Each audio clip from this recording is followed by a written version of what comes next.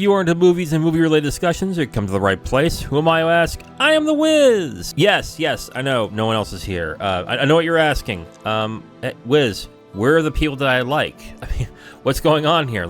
First off, jerk, what the hell? That's not right. Secondly, I'm going to do a review a week now by myself. I'm going to start watching movies that I really want to watch, but I can't really convince the other two to get to right now, so I'm going to watch some interesting movies that I've been wanting to watch for a while now. And I am starting this off with one of the best Hitchcock movies ever made. It's the 1958 movie Vertigo, starring James Stewart and Kim Novak. Vertigo has been considered one of, if not the best Hitchcock movie ever made. I know the most popular one is Psycho, followed by The Birds, I think. Don't quote me on that, but definitely Psycho is probably his most popular one. Vertigo is the one that keeps getting into top 10 lists of the best films ever made.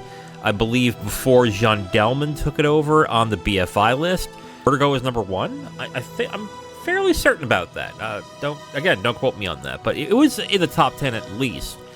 And it's a movie that has been on my bucket list, and I have wanted to watch it, so I thought, you know what? Why not? I'm going to give this movie a shot, and I don't have to convince Kim or Zero to go ahead and watch it with me. I'm going to take this opportunity to do it now. So, why don't I get into my review of Vertigo, starring James Stewart and Kim Novak, directed by Alfred Hitchcock. The first thing I want to talk about is direction, because the direction in this movie is excellent. Oh my god, this is probably the best movie that Hitch has ever directed, I think. In terms of visuals and the way that the film is blocked, it is exquisitely shot. I watched this on a Blu-ray that I think is about roughly 10 years old, and I could still see how vibrant the colors were and how it pops on the screen. It was beautiful to watch. Even the skin tones of the actors and the clothes they wear and the rooms that they were in were just vibrant and beautiful. I couldn't believe what I was watching.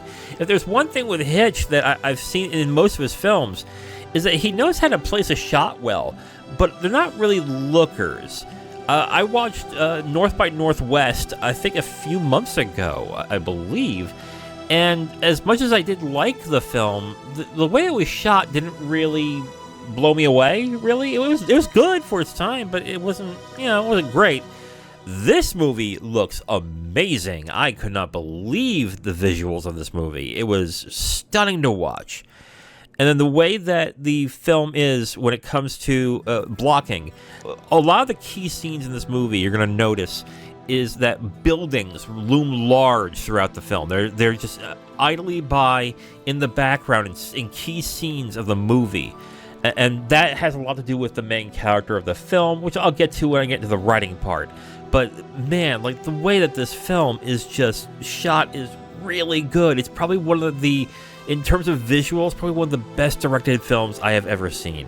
I don't know who the cinematographer is, but he did a fantastic job with this movie with Hitch as well. It was really, visually, it is a breathtaking movie to watch. Well, I'm saying that bearing in mind that this is from the 50s, but even then, just the way that it was shot was amazing. I can't get enough of how gorgeous the movie looks. Even small rooms, like Midge's room, looks visually appealing.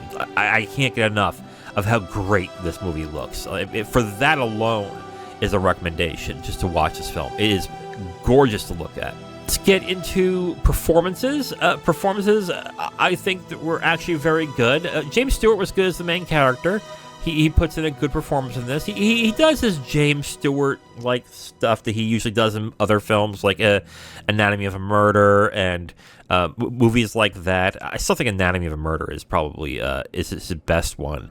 But this was a pretty good performance as well in this. Very charming, but also kind of dark in a way, but still works very well for James Stewart in this. He does a very good performance in this movie.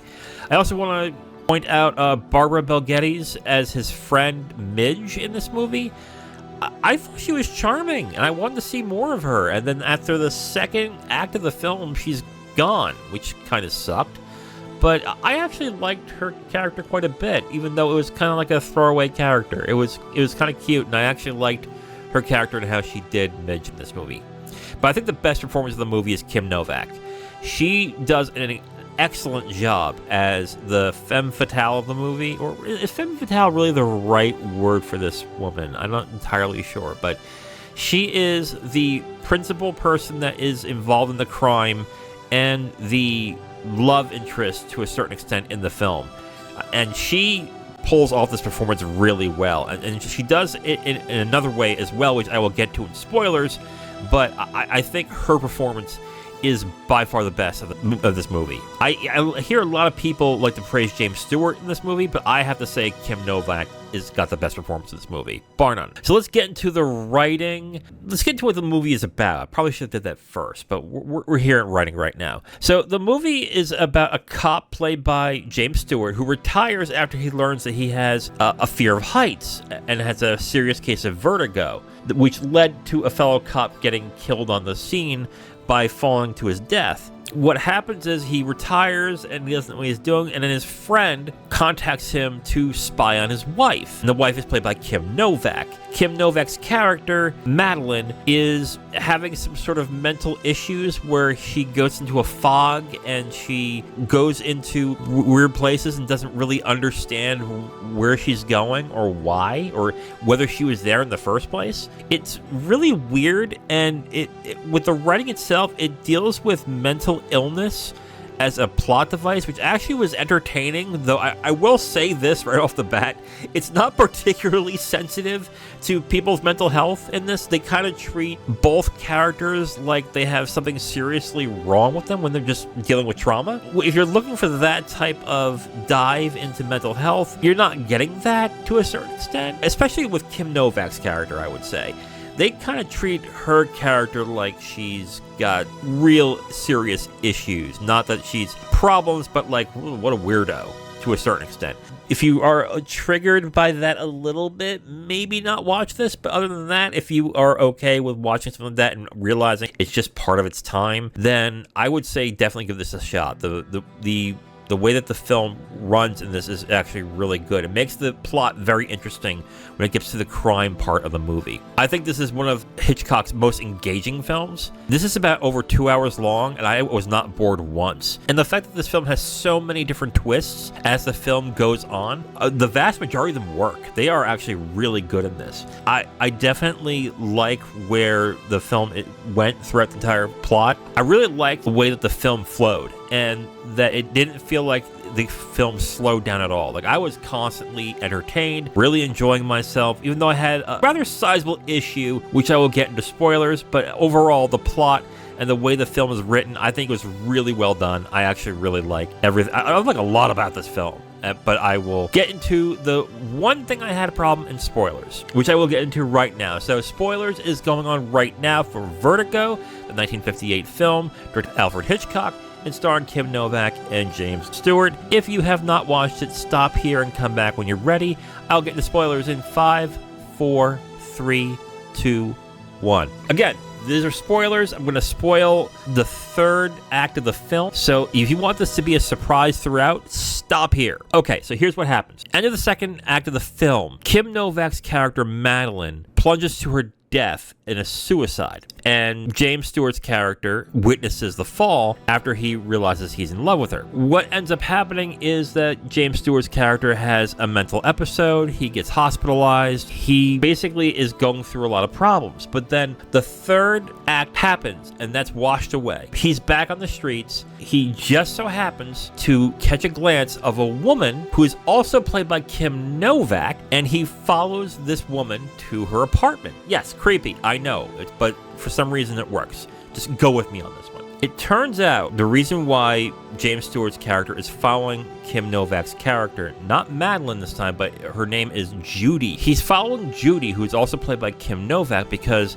that woman reminds her of Madeline, the person that he was in love with, that plunged to his death, that he's having a hard time getting over. I thought the way that this film was going to go is that James Stewart's character was going to have a psychotic break, mistaking this character for the character who died, and is going to have serious mental issues issues that he has to get over while still developing this relationship and this romance with Judy, who's played by Kim Novak. The problem is that's not what happens. Once this third act starts, the film pretty much tells you what exactly is going on, which is that Judy, who is played by Kim Novak, is actually Madeline from the beginning of the movie. But as it turns out, Judy was playing a ruse on James Stewart's character by pretending to be Madeline so that his friend that he was helping spy on his wife with, his friend could kill his actual wife and give them an alibi as to what was going on. The person that Kim Novak's playing, Judy,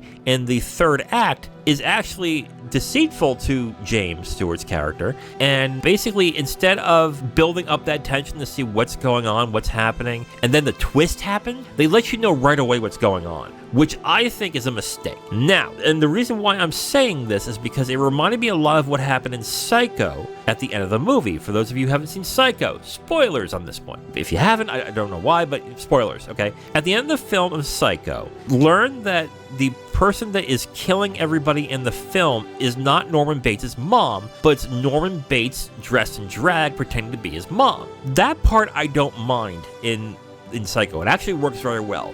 What I did not like, and I think a lot of people would agree with me on this one, is the last 5 minutes of the film, where for some strange reason there's an exposition scene where a psychologist goes over everything that's going on with Norman Bates to a point where it almost seems like it doesn't trust the audience to figure it out for themselves, which I always felt was a bad move on that one. But then again, that was in 54, I think, Psycho was. So in that case, I can understand maybe a lot of people weren't really well-versed in mental health, so maybe that's the reason why. But to me, it is a black mark on an otherwise excellent movie. I'm having that same problem with Vertigo as well, because I really think if they would have just kept that hidden and then at the end reveal it that James Stewart's figured out what's happened, then that would have been an excellent twist. But they don't do that. They reveal that in the beginning of the third act, and it kind of ruins that twist a little bit. But what I will say is this: it doesn't hurt the movie overall. What the film then does is basically frame the film as in,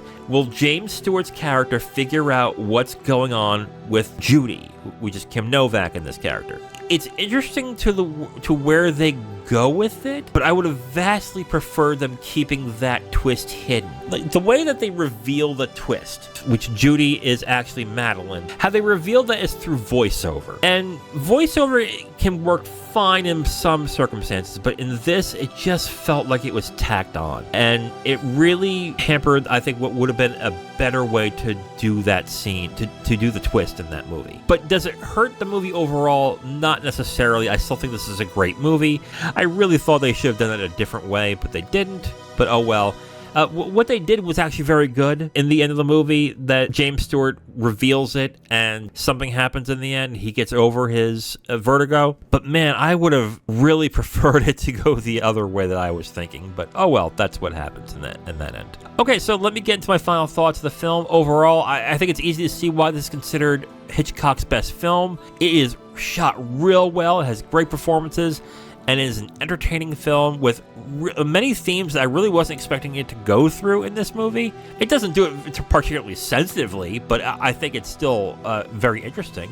I think Kim Novak's performance is the best in this in this movie, followed by James Stewart. I thought he was very good in this as well.